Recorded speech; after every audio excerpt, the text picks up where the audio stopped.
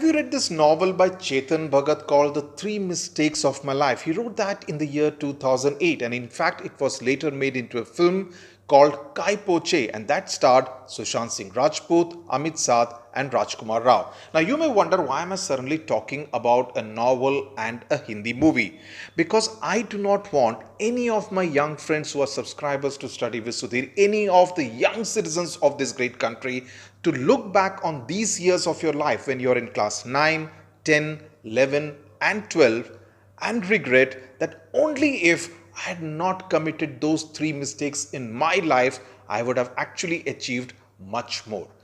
I don't want those kind of thoughts to come into your mind when you are 25, 30, 35, 40 or whatever age, right?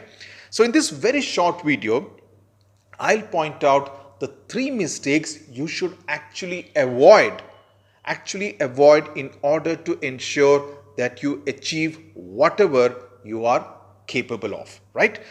So shall we start? Okay. First point. Do you know which word in the dictionary is a student's worst enemy? It can actually apply to anyone, but specifically a student's worst enemy. You may think it's a parent. After all, they keep telling you things which you don't want to hear, right? It could be a teacher. It could be studies, obviously. Some of you may just say pressure. But I think the worst enemy is a word each student actually uses quite often, almost on a daily basis. And that word is, I'm writing it down here, tomorrow. Yes, tomorrow. Because you have seen a pressure cooker, haven't you, in the kitchen? Now, what happens if you do not turn off the gas stove? What happens if you don't allow the pressure to actually be released from inside the cooker? What happens if the whistle doesn't go off, right? In some cases, if it's a bad quality pressure cooker, the whole thing may just explode, right?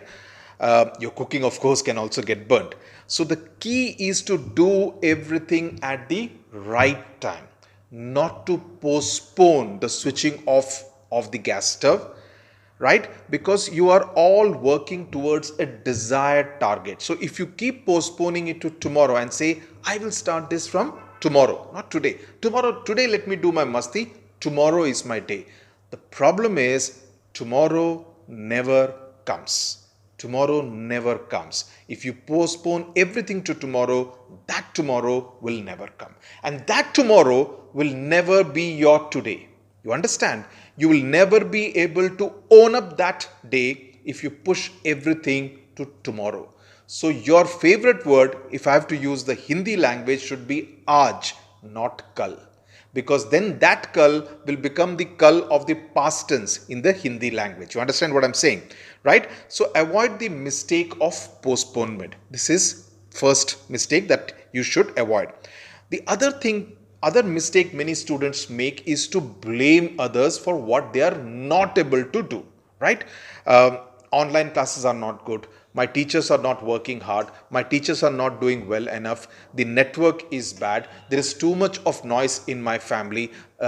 Someone wrote to me saying that renovation work is going on in my house. What do I do? Sorry, you need to talk about that to your parents. They should not have undertaken renovation work while you are in class 10 or class 12, right? So the common thread, what I'm pointing out, is to blame others. That's a tendency many of us have. And since I'm talking specifically about students out here, what I want you to do is to take charge of your life. Take charge of your life. You can't expect the rest of the world to drop every work that they have and come to your aid, come to your help, come to your rescue. You need to do that for yourself. YOU that I keep saying in every other video is the most important operative word. So you need to take charge of yourself, right? So see, nobody in the world is suddenly going to wake up and say that, okay, chalo aaj Murli, Pushpa or Kishore ki madad karte hain. No, let's help Murli, Pushpa and Kishore. No one in the world is going to do so. Everyone in the world is selfish and self-centered. So you need to help yourself. God helps those who help themselves, right? So it's your life. So before criticizing the teachers, think, did you yourself make a 200% effort in order to understand the lesson? right? Did you put in that effort? Were you concentrating enough? Did you revise the lesson after it was taught in your class? So you think of different ways where you can improve yourself instead of always blaming others. Do not make this second mistake. Okay, I hope I'm clear. Third, do you have a plan? And when I say plan, I don't mean that you need to have a 5-year plan thinking of what you will do when you are at that age. Most of us, including me, have no idea, at least when they are in school, as to what they are going to do, what their career path would be. I thought of becoming a journalist when I was in second year in college, that late. Okay, till then I had absolutely no idea what I was going to do with my life. It happens. Okay, everyone gets to do what they wish to do, what they're good at, finally, right? Life has its own kind of flow. But when I say, do you have a plan? I am talking about, do you have a targeted approach? If you are in class 10 now, or if you are in class 11, do you have a targeted approach on how you are going to go about things in the next 4 to 5 months? If you are in class 10, do you have an idea about how you are going to approach the board examinations, which are your first board examinations? If you are in class 11, do you have a plan to how to kind of spend the remaining months in class 11, the summer vacations, and then the all important class 12, especially if you are going to prepare for your NEET, for your JEE, for your chartered accountancy exam, for your NDA, whatever CLAT, whatever examination that you plan to take. So do you work according to a plan on how to achieve that? See, when you go to a new place, right, you use GPS, don't you? You use GPS, you use the Google Maps to tell you, don't take this route, there is too much of traffic on this route, take the first left, then you take the first right turn, then you would have arrived at your destination. So when you use a GPS to go from place A to place B, right, why wouldn't you plan similarly for a much bigger and a more important project called your life?